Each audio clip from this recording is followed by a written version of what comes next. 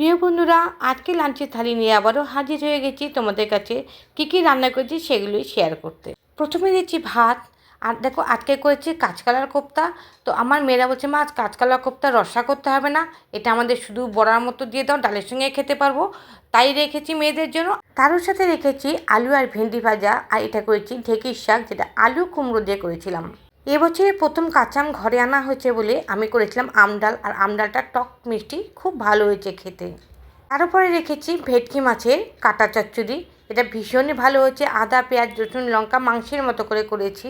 সবশেষে করছি কাঁচকলার কোপ্তার ডালনা। এই কাঁচকলার কোপ্তা মেয়েদের দিয়েছি ভাজাটা খেতে, আর আমার জন্য করেছি ডালনা। তো আজকে লাঞ্চের থালিটা কার কার পছন্দ হচ্ছে প্লিজ একটু কমেন্ট করে জানিও।